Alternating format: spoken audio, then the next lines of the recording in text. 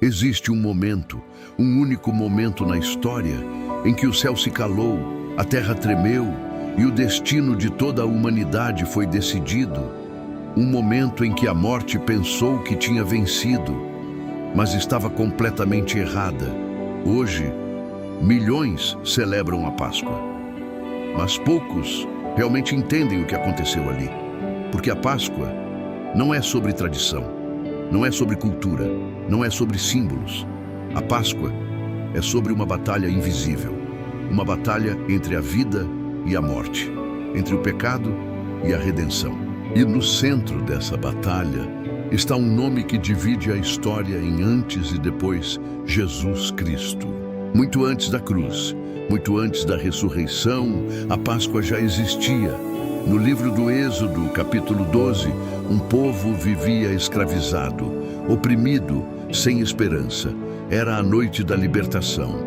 O sangue de um cordeiro marcava as portas e a morte passava por cima.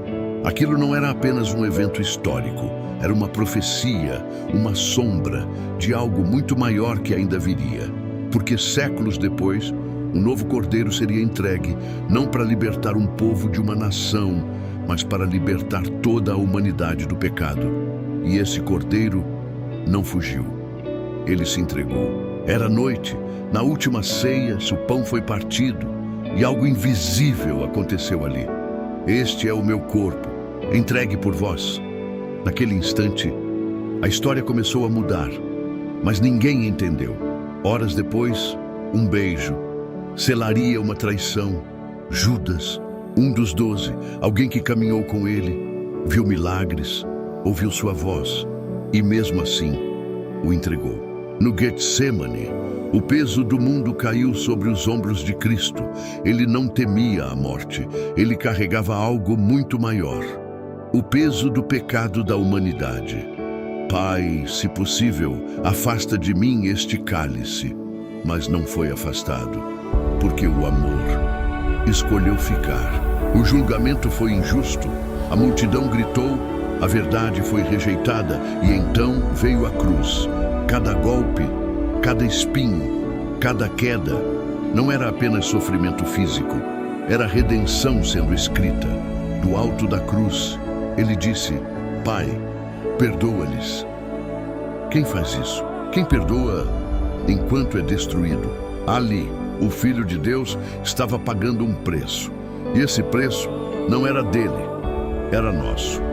Como diz São Paulo em 1 Coríntios 15, se Cristo não ressuscitou, é vã a nossa fé. Mas antes da ressurreição, veio o silêncio. Existe um dia que quase ninguém fala: o sábado, o dia em que tudo parece acabado.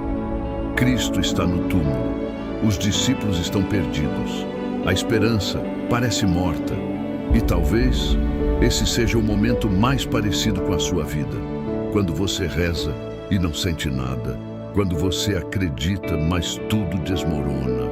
O Catecismo da Igreja Católica ensina que Cristo desceu à mansão dos mortos, não como derrotado, mas como vencedor que ainda não revelou sua vitória. Porque Deus nunca está ausente, Ele está em silêncio. Então chega o terceiro dia, ainda está escuro, o mundo ainda não sabe, mas algo está prestes a acontecer. A pedra é removida, o túmulo está vazio, e naquele instante, a maior vitória da história acontece. A morte foi vencida, o pecado foi derrotado, o impossível aconteceu. Como está em João 20, ele não está aqui, ele ressuscitou. Isso não é símbolo, isso não é metáfora, isso é o centro da fé cristã. O Catecismo afirma: a ressurreição é um acontecimento real, histórico e transcendente. E tudo muda a partir dali. Tudo. A morte perdeu, e isso muda tudo. Se Cristo venceu a morte, então o medo não tem a última palavra. Se Cristo venceu o pecado, então você não está condenado ao seu passado. Se Cristo ressuscitou, então existe esperança, mesmo quando tudo parece perdido. São João Crisóstomo proclamou: onde está, ó morte, a tua vitória? Ela não está mais, porque foi destruída. E aqui está o ponto, que quase ninguém entende. A Páscoa não é apenas algo que aconteceu com Cristo.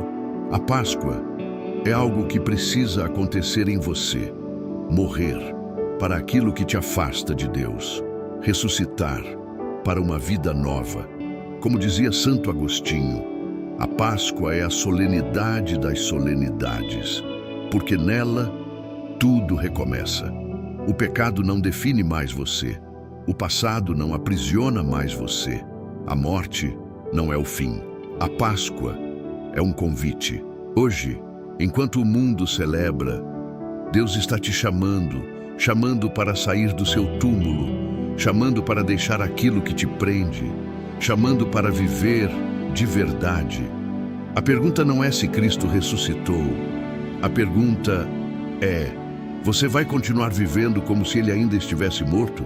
Ou vai viver como alguém que foi alcançado pela ressurreição? Porque a pedra já foi removida, a vitória já foi conquistada e a vida está esperando por você.